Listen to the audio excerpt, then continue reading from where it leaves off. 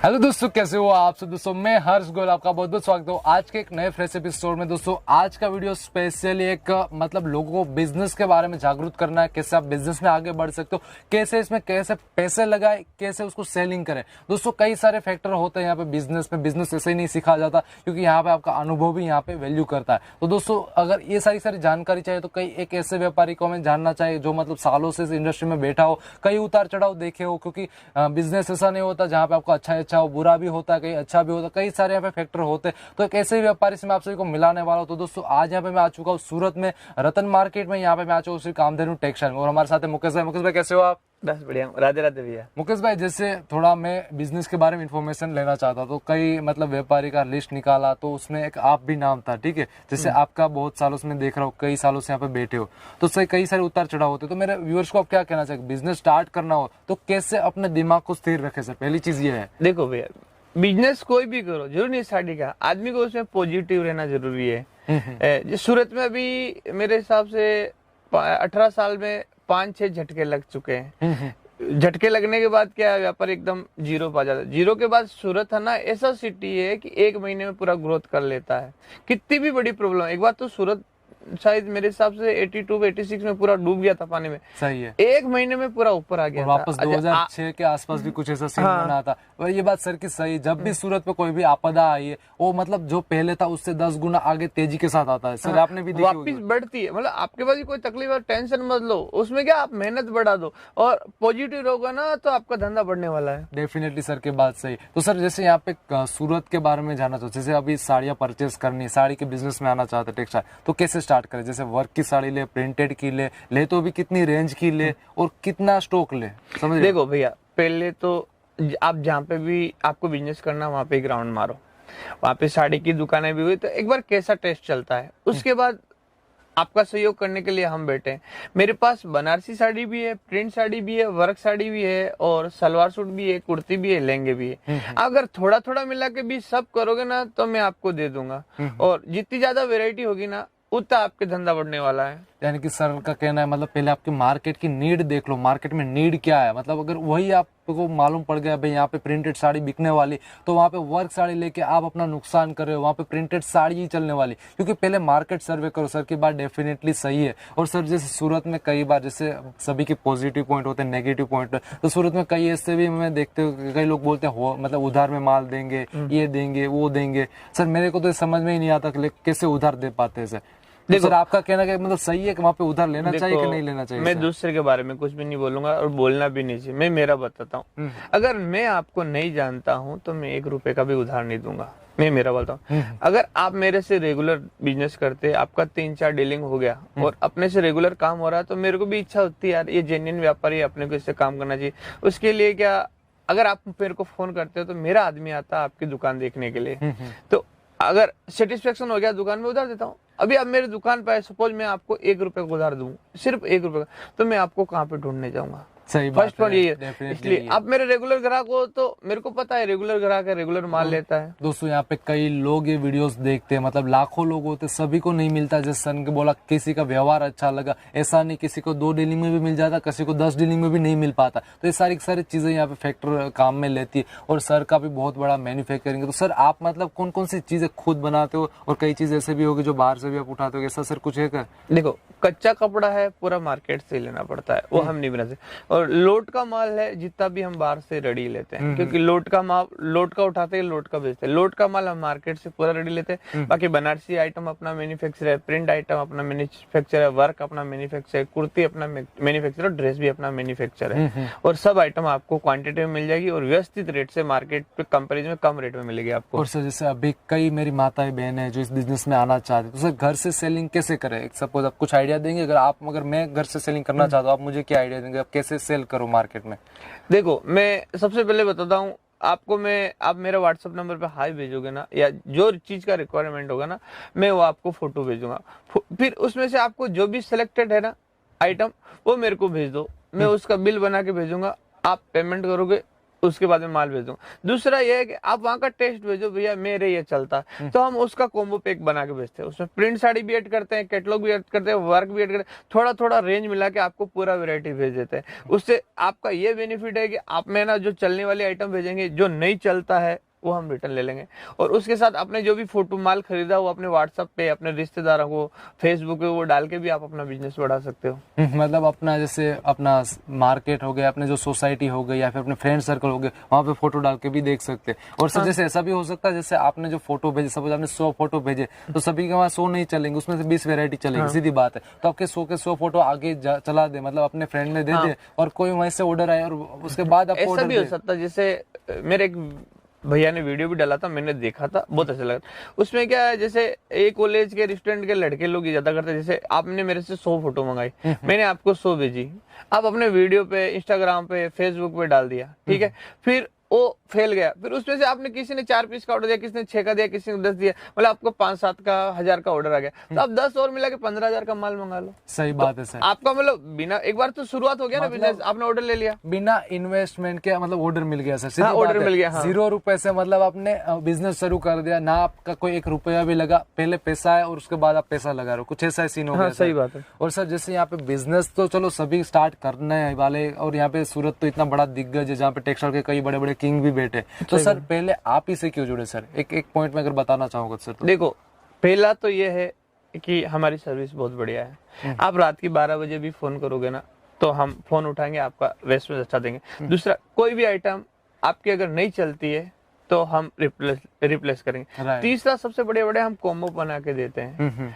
Mix का load बना के देते हैं, कॉम्बो बना के। कॉम्बो में मैंने पहले भी बताया, उसमें क्या हम, अगर आप 25,000 का बजट है ना, आप सेट टू सेट 12 का सेट लेते हैं, तो उससे 5-6 वेरायटी लेते हैं, आपका 60 से 75 पीस हो जाता है और आपका 25,000 में उसको इन्वेस्ट। अगर हम कॉम्बो पैक में वही 25-30 वेरायटी बना के देना, तो आपकी ग्राहकी भी जुड़ जाएगी और आपका बेनिफिट हो जाएगा। यानी कि दोस्तों सर की बात सही है, क्योंकि यहाँ पे बिजनेस में मैं जहाँ तक जानता हूँ, रुपया मेन नहीं होता, ना क्वालिटीज, ना मतलब जैसा कुछ लेते वो तो चलो एक नंबर की बात है, बट एक रिस्पॉन्स, एक जो आपको सपोर्ट देते हैं, जैसे आपने यहाँ पे सर को कॉल किया, कुछ भी आपकी क्वेरी आ रही है, बिजनेस पे कोई दिक्कत आएगी, तो उसका जो आंसर, मतलब उसका जो फीडबैक, वो एक मेन होता है, जिससे यहाँ पे सर आपको पूरा गाइडलाइंस देने वाले। और सर की बात सही, क्योंकि यहाँ पर बिजनेस में ओनली फॉर सपोर्ट यहाँ पे मेन होता है। अगर जैसा आपको सर यहाँ से सपोर्ट करेगा, उसी हिसाब से आप यहाँ पे बिजनेस में ग्रोथ करने वाले हो। और सर ने तो कई, जैसे मेरी माताएं बहनें, कई लोगों को यहाँ पे बिजनेस कराना स्टार्ट कर दिया। सर अभी मैं बात करूँ तो कितने आपके ग्रुप होंगे सर यहाँ पे अभी जो आपसे रेगुलर बिजनेस कर रहे हो सर अभी फिलहाल? देखो, मेरे ग्रुप में मेरे 5 ग्रुप है और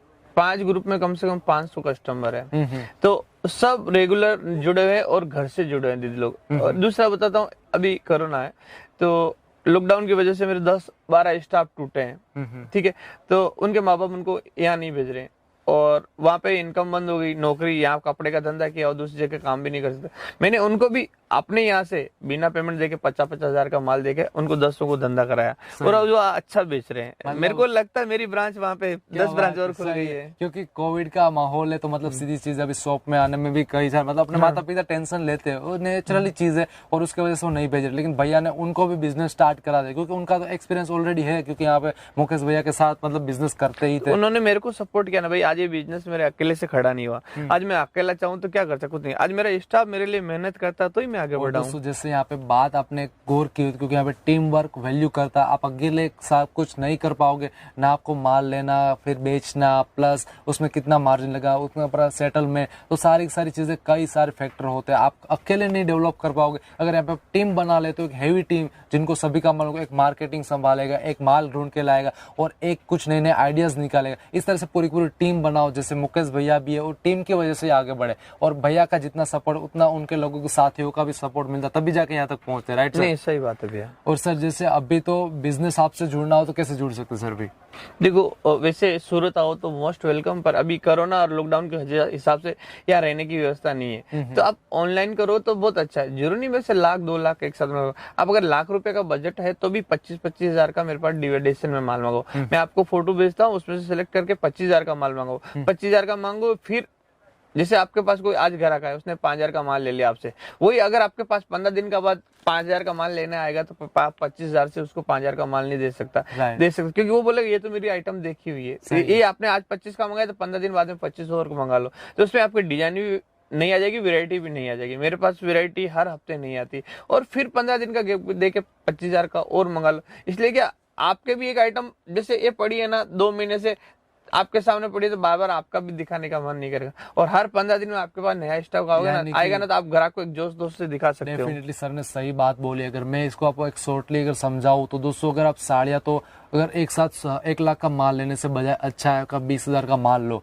20,000 का माल लेने के बाद अगले वीक वापस 20,000 का लो। इससे क्या नई नई मतलब जो साड़ियों की वेराइटीज नई पुरानी होती रहेगी। आपके कस्टमर भी जो एक वीक में या फिर 15 दिन में जो आपके वहाँ पे आते हो, उनको भी आप कुछ नई नई वेराइटीज दिखा पाओगे, यानी कि आपका बिजनेस एक सेटल चलेगा। जैसे कई बार मैं बोलता हूँ कि यहाँ पे लाखों रुपए से बिजनेस स्टार्ट नहीं होता, बिजनेस दिमाग से चलता। जैसे सर ने एक आइडिया यहाँ पे आपको दिया कि आप 20,000 को मतलब हर 15 दिन में भी लगाते हो तो न्यू वेराइटीज आ जाएगी। आप अपने कस्टमर को दिखा पाएंगे, नई वेराइटी दिखा पाएंगे, जिससे आपका बिजनेस बढ़ने के चांस अलग हो। और जैसे सर ने यहाँ पे आगे भी एक पॉइंट बताया कॉम्बो पैक, यहाँ पे जैसे सर का कुर्ती भी रखते हैं, लहंगास भी रखते हैं, साड़ी भी रखते हैं। दोस्तों हर एक बिजनेस में कोई पॉइंट होता है। जैसे आप कुर्तीज रख रहे हो तो कुर्तीज के साथ अगर कोई कुर्ती लेना है तो सीधी बात है वो लेगिस भी लेके जाने वाला है। तो अगर दोनों का बिजनेस आप कर रहे हो तो कुर्ती के साथ लेगिस भी दे दो। अगर साड़ी कर रहे हो तो साड़ी के साथ ब्लाउज भी आप बेच सकते हो। अगर लहंगास भी कुछ 2-3 वेराइटीज रखते हो तो कई बगे जैसे कुछ भाड़े पे भी ले जाते हैं लहंगास, कई लोग खुद खरीदते भी, तो वैसी भी वेराइटी मतलब एक पूरा एक कॉम्बो बना लो अपनी शॉप में। कोई भी चीज आपके यहाँ पे लेने आए, कोई कस्टमर आए तो उनको सारी की सारी चीजें मिल जाए, साड़ी से लगा के ड्रेस, ब्लाउज, कुर्ती